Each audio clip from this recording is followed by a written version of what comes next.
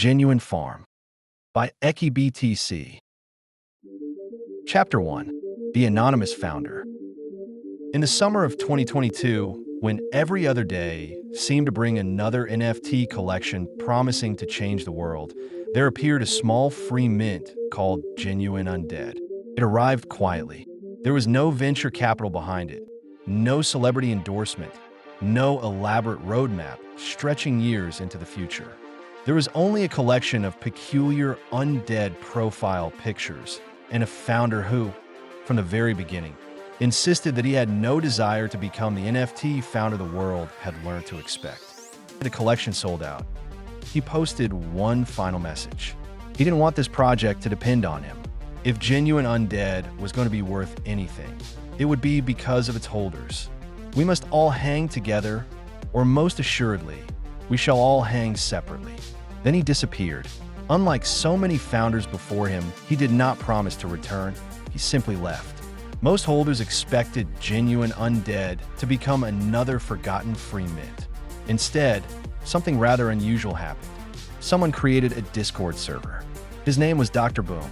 Nobody questioned whether he should have been the one to create it. Someone had to. Within hours, hundreds of holders had joined. Within days, there were thousands. The Discord never seemed to sleep. Europe woke as America went to bed. North America handed the conversation to Australia. By the time Europe returned the following morning, another 1,000 messages had already been exchanged, and a couple of spaces had taken place throughout the night. Olga debated with Ra in the most incredible mixture of European accents, while Goku laughed it off and vibed to some music Sachko had been mixing all along. Arguments over rarity, endless memes, late-night spaces just when you thought people would finally be taking a break. People were not simply collecting NFTs, they were building a place they wanted to return every day. Soon, everyone referred to it simply as GU. It ceased to be a collection, it became a community. Dr. Boom quickly became impossible to miss. He introduced himself as a young English doctor. Whether he truly was one seemed beside the point. He spoke with remarkable confidence, never raising his voice and never appearing uncertain. Even when he admitted not knowing something, he somehow made uncertainty sound reassuring. Whenever the Discord became too loud, Dr. Boom spoke. People listened. He had created the Discord after all. Maison appeared not long afterwards. An American man who had wandered through NFT communities for months. He possessed an extraordinary gift for conversation. If Dr. Boom inspired confidence, Maison preserved it. Whenever rumors spread, Maison opened a Twitter space. Whenever spirits dropped, Maison found the right words. Whenever disagreements arose, people somehow left believing they had agreed all along. It soon became obvious that a community this large required organization, not leadership, for everyone agreed that Genuine Undead would have no leaders, only volunteers. Thus, the Undead Council was created. Dr. Boom became its chair.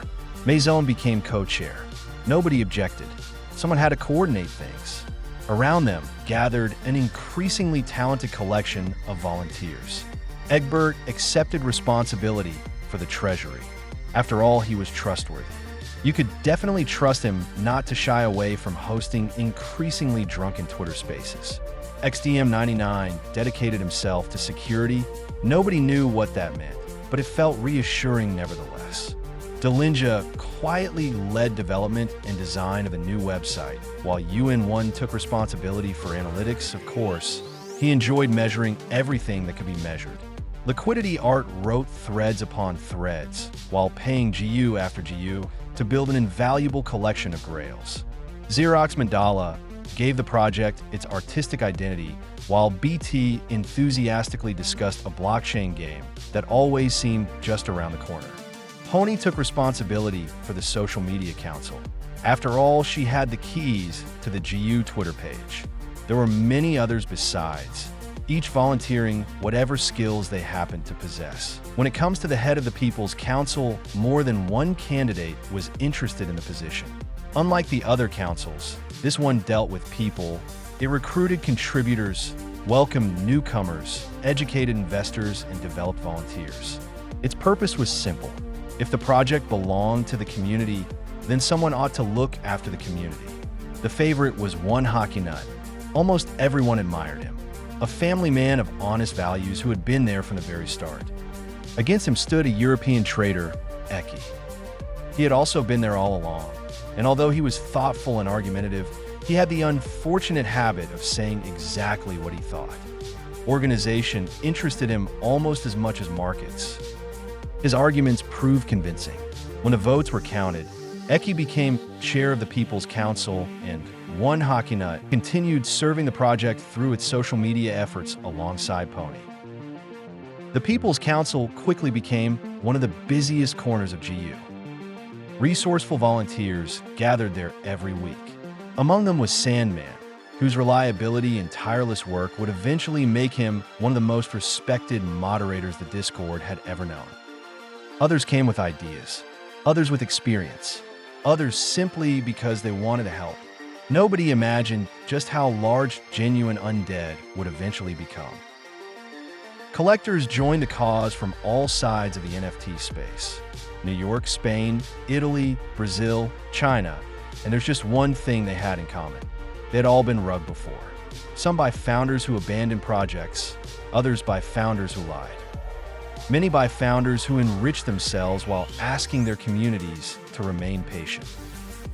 If Genuine Undead was truly going to be different, then it needed guidelines, not promises.